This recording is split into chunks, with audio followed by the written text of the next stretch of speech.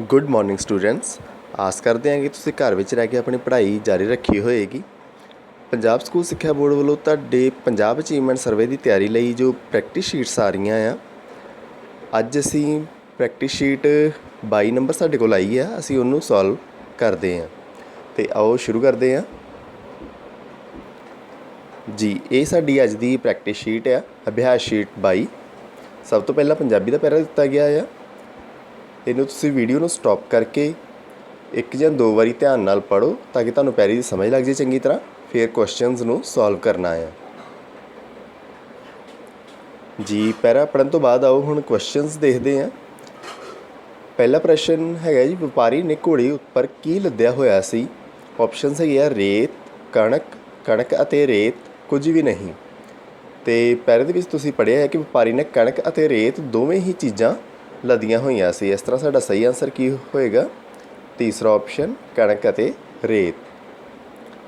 Second question ਦੇਖਦੇ ਹਾਂ।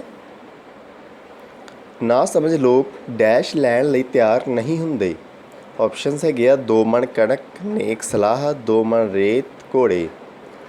ਅਤੇ ਜੇ ਤੁਸੀਂ ਪਹਿਲਾਂ ਧਿਆਨ ਨਾਲ ਪੜ੍ਹਿਆ ਤੁਹਾਨੂੰ ਇਹਦੀ ਵੀ ਕੁਐਸਚਨ ਦੀ ਸਮਝ ਆ ਗਈ ਹੋਏਗੀ।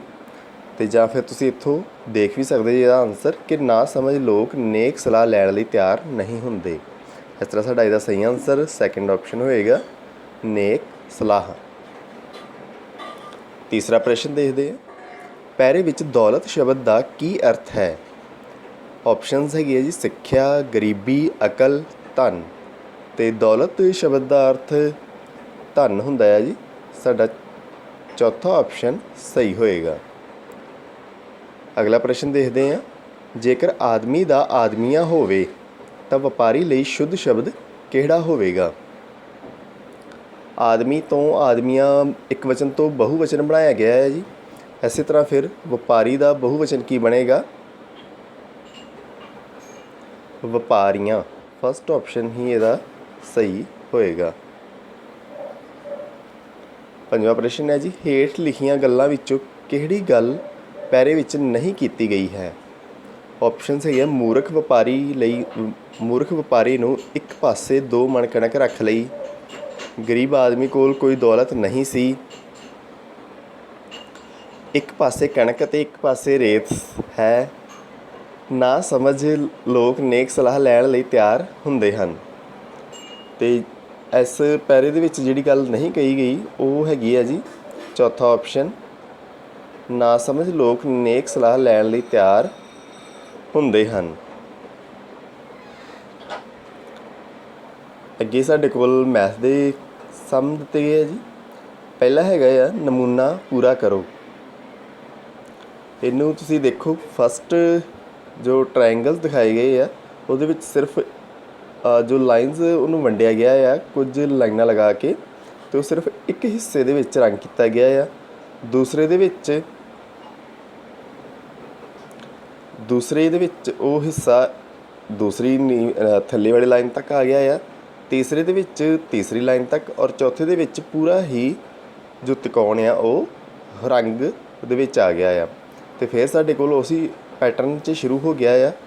ਪਹਿਲੀ ਜੋ ਟਰਾਇੰਗਲ ਹੈ ਉਹਦੇ ਵਿੱਚ ਸਿਰਫ ਇੱਕ ਹਿੱਸਾ ਦਿਖਾਇਆ ਗਿਆ ਹੈ ਰੰਗ ਦੇ ਵਿੱਚ, ਅਤੇ ਅੱਗੇ ਸਾਨੂੰ 2 ਆਪ ਲੱਭਣ ਲਈ ਕਿਹਾ ਗਿਆ ਆ। ਅਤੇ ਇਹਦੇ ਵਿੱਚ ਤੁਸੀਂ ਦੇਖੋਗੇ ਕਿ ਜੇ ਅਸੀਂ ਉਸੇ ਪੈਟਰਨ ਦੇ ਨਾਲ ਚੱਲੀਏ ਤਾਂ ਜੋ ਸਾਡਾ ਐੜਾ ਆਨਸਰ ਆ ਉਹ ਸਹੀ ਬਣੇਗਾ। ਹਾਂਜੀ, ਐੜਾ ਆਪਸ਼ਨ ਸਹੀ ਆਨਸਰ ਬਣੇਗਾ। ਦੂਸਰਾ ਸਮ ਹੈ ਜੀ, ਦੇਖੋ, ਸਮਝੋ ਅਤੇ ਲੜੀ ਨੂੰ ਪੂਰਾ ਕਰੋ। ਲੜੀ ਦੇ ਵਿੱਚ ਸਾਡੇ ਕੋਲ 190, 188, 186, 184। ਅਤੇ ਇਹਨੂੰ ਸਮਝੋ ਤੁਸੀਂ ਕਿ ਕੀ ਫਰਕ ਆ ਰਿਹਾ ਆ। -2 ਹੋ ਰਿਹਾ ਜੀ ਹਰੇਕ ਵਾਰ। 190 ਦੇ ਵਿੱਚੋਂ -2 188, ਉਸੇ ਤਰ੍ਹਾਂ ਫਿਰ -2 186, ਫਿਰ 184। ਅਤੇ 184 ਤੋਂ ਬਾਅਦ ਜੇ ਅਸੀਂ 2 ਲਗਾਤਾਰ ਘਟਾਈ ਜਾਈਏ ਤਾਂ ਕੀ ਹੋਏਗਾ ਜੀ? 182 ਅਤੇ ਫਿਰ 180। ਇਸ ਤਰ੍ਹਾਂ ਸਾਡਾ ਸਹੀ ਆਨਸਰ ਹੋਏਗਾ ਜੀ ਈਡੀ ਆਪਸ਼ਨ, 182 180। ਨੈਕਸਟ ਸਮ ਦੇਖਦੇ ਹਾਂ।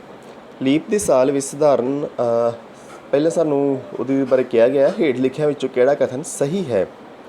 ਊੜਾ ਆਪਸ਼ਨ ਹੈ ਲੀਪ ਦੇ ਸਾਲ ਵਿੱਚ ਸਧਾਰਨ ਸਾਲ ਤੋਂ ਵੱਧ ਦਿਨ ਹੁੰਦੇ ਹਨ। ਇਹ ਕਥਨ ਤਾਂ ਸਹੀ ਆ, ਬਾਕੀ ਵੀ ਦੇਖ ਲੈਂਦੇ ਹਾਂ। ਸਧਾਰਨ ਸਾਲ ਵਿੱਚ ਲੀਪ ਦੇ ਸਾਲ ਤੋਂ ਵੱਧ ਦਿਨ ਹੁੰਦੇ ਹਨ, ਨਹੀਂ ਜੀ ਗਲਤ ਆ। ਤੀਸਰਾ ਆਪਸ਼ਨ ਹੈ ਲੀਪ ਦੇ ਸਾਲ ਵਿੱਚ ਸਧਾਰਨ ਸਾਲ ਵਿੱਚ ਲੀਪ ਦੇ ਸਾਲ ਅਤੇ ਸਧਾਰਨ ਸਾਲ ਵਿੱਚ ਬਰਾਬਰ ਦਿਨ ਹੁੰਦੇ ਹਨ, ਇਹ ਵੀ ਨਹੀਂ ਆ।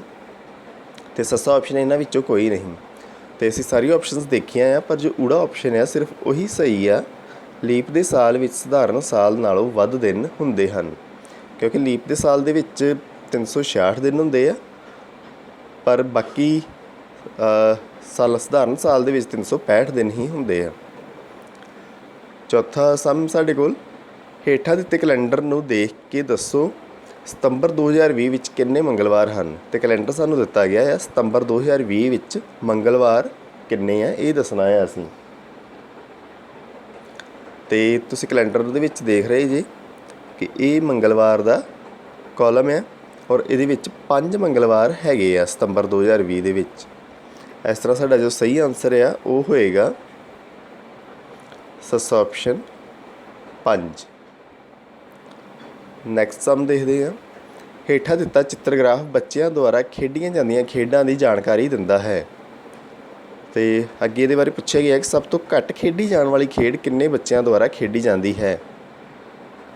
ਤਾਂ ਅਸੀਂ ਦੇਖਦੇ ਹਾਂ ਕਿ ਬਾਸਕਟਬਾਲ 3 ਬੱਚੇ ਆ ਖੇਡਣ ਵਾਲੇ, ਹਾਕੀ 5 ਬੱਚੇ, ਬੈਡਮਿੰਟਨ 4 ਬੱਚੇ, ਸ਼ਤਰੰਜ 6 ਬੱਚੇ ਅਤੇ ਕ੍ਰਿਕਟ 7 ਬੱਚੇ। ਅਤੇ ਸਾਨੂੰ ਪੁੱਛਿਆ ਗਿਆ ਕਿ ਸਭ ਤੋਂ ਘੱਟ ਬੱਚਿਆਂ ਦੁਆਰਾ ਖੇਡੀ ਜਾਣ ਵਾਲੀ ਖੇਡ ਕਿਹੜੀ ਆ, ਅਤੇ ਉਹ ਅਸੀਂ ਦੇਖ ਰਹੇ ਹਾਂ ਕਿ ਸਿਰਫ 3 ਬੱਚੇ ਬਾਸਕਟਬਾਲ ਖੇਡਦੇ ਆ।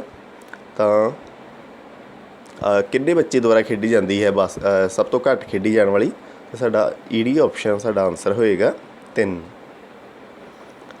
ਅੱਗੇ ਸਾਡੇ ਕੋਲ ਇੰਗਲਿਸ਼ ਦਾ ਪੈਰਾਗ੍ਰਾਫ ਹੈ ਜੀ, ਪੈਸੇਜ। ਇਹਨੂੰ ਅਸੀਂ ਪੜ੍ਹਨਾ ਆ, ਤੁਹਾਡੀ ਹੈਲਪ ਵਾਸਤੇ ਮੈਂ ਵੀ ਨਾਲ ਪੜ੍ਹਦਾ ਆ, ਤੁਸੀਂ ਮੇਰੇ ਨਾਲ ਪੜ੍ਹਨਾ ਆ ਇਹਨੂੰ ਅਤੇ ਸਮਝਣਾ ਆ।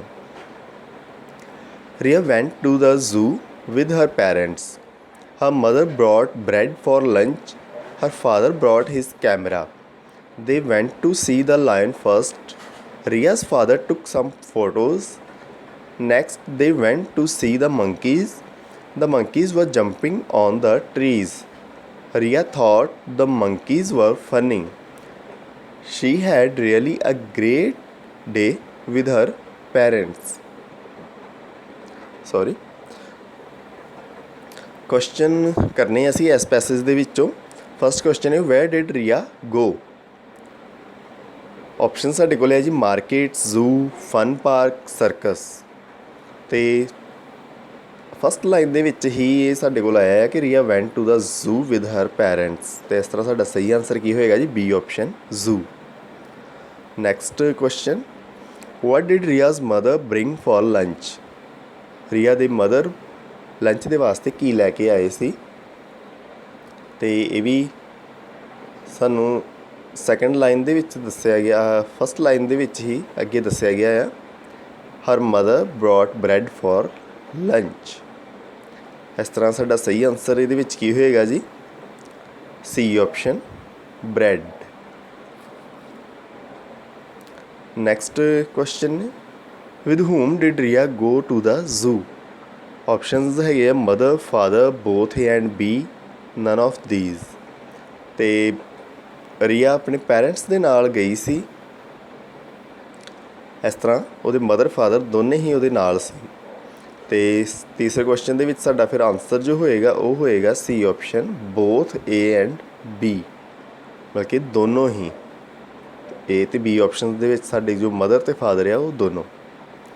Next question, choose the correct option. The monkeys were jumping dash the trees। Preposition fill ਕਰਨੀ ਹੈ ਅਸੀਂ। ਪ੍ਰੈਪੋਜੀਸ਼ਨ ਦੇ ਆਪਸ਼ਨ ਸਾਡੇ ਕੋਲ ਹੈ ਵਿਦ, ਇਨ, ਔਨ, ਟੂ। ਅਤੇ ਤੁਸੀਂ ਆਪ ਵੀ ਕਰ ਸਕਦੇ ਜੀ ਜਾਂ ਪੈਰੇ ਦੀ ਹੈਲਪ ਵੀ ਲੈ ਸਕਦੇ ਜੀ। ਅਤੇ ਇੱਥੇ ਸਾਡੇ ਕੋਲ ਦਾ ਹੈਗਾ ਆ ਦ monkeys were jumping on the trees। ਅਤੇ ਸਾਡਾ ਜੋ ਸਹੀ ਆਨਸਰ ਫਿਰ ਹੋਏਗਾ ਉਹ ਕੀ ਹੋਏਗਾ ਜੀ, C option on. Next question ਦੇਖਦੇ ਹਾਂ, choose the opposite of first. First ਦਾ ਮਤਲਬ ਹੁੰਦਾ ਹੈ ਜੀ ਪਹਿਲਾ, ਤੇ ਇਹਦਾ ਫਿਰ ਆਪੋਜ਼ਿਟ ਵਰਡ ਵਿਰੋਧੀ ਸ਼ਬਦ ਕੀ ਹੋਏਗਾ? C option last. Next Hindi ਦਾ ਪੈਰਾ ਦਿੱਤਾ ਗਿਆ ਹੈ ਜੀ। ਵੀਡੀਓ ਨੂੰ ਸਟਾਪ ਕਰਕੇ ਤੁਸੀਂ ਇਸ ਪੈਰੇ ਨੂੰ ਪੜ੍ਹਨਾ ਹੈ 2 ਵਾਰੀ ਤਾਂ ਕਿ ਤੁਹਾਨੂੰ ਚੰਗੀ ਤਰ੍ਹਾਂ ਸਮਝ ਲੱਗ ਜੇ, ਫਿਰ ਤੁਸੀਂ ਇਹਦੇ ਕੁਐਸਚਨ ਸੋਲਵ ਕਰਨੇ ਆ ਜੀ। ਪੈਰੇ ਨੂੰ ਪੜ੍ਹਨ ਤੋਂ ਬਾਅਦ ਆਓ ਹੁਣ ਕੁਐਸਚਨਸ ਕਰਦੇ ਹਾਂ। क्वेश्चन है जी, लोग किस तरह की बीमारियों का शिकार हो गए। तो असी पहले पढ़िया है कि गैस के रिसाव होने के नाल की होया सी कि लोग श्वसन संबंधी बीमारियों का शिकार हो गए सी।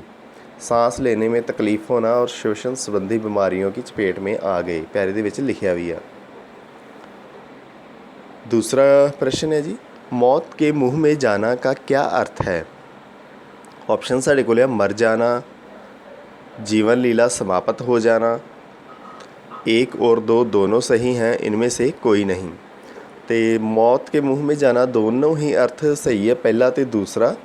इस तरह साडा तीसरा जो आंसर है ऑप्शन है वो सही आंसर होएगा, एक और दो दोनों सही हैं। अगला प्रश्न देखते हैं, गैस रिसाव के समय इनमें से कौन सा कथन सही नहीं है। ऑप्शन साढ़े को लोगों को श्वसन संबंधी समस्याओं का सामना करना पड़ा, ये तो सही है जी। नंबर 2, वृक्षों के पत्ते काले पड़ गए, ये भी सही लिखा है पैरे दे बारे। तीसरा ऑप्शन है, लोगों ने एक दूसरे का दामन नहीं छोड़ा, ये भी सही है। चौथा ऑप्शन है, लोग गंजेपन का शिकार हो गए, ये किते भी नहीं लिखा होया है इस पैरे दे विच, इस करके ये साडा इस क्वेश्चन का आंसर होएगा कि कथन सही नहीं है। अगला प्रश्न देखते हैं, जैसे परिणाम का अर्थ है नतीजा, उसी तरह अपंग का अर्थ है।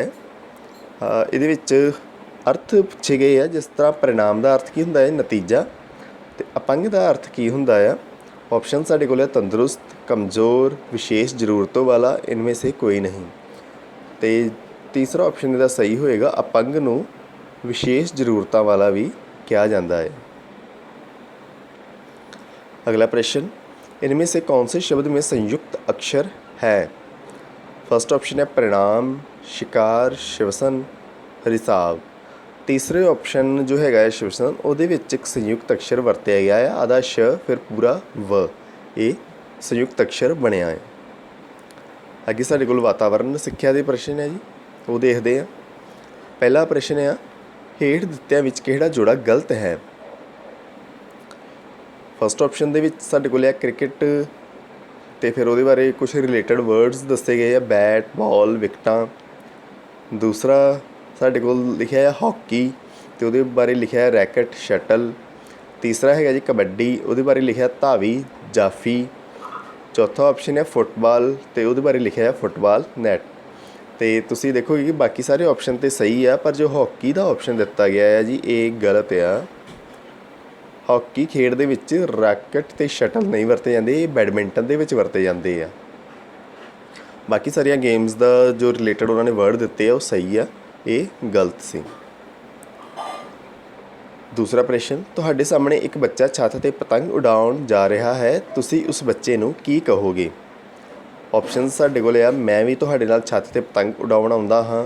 दूसरा है, उसनूं कुछ नहीं कहोगे। तीसरा ऑप्शन है, उसनूं कहोगे कि छत ते पतंग उड़ाउणा खतरनाक है, हेठां डिग के सट लगन का डर हुंदा है। चौथा ऑप्शन है, छत ते चढ़ के पतंग उड़ाउणा वधिया है।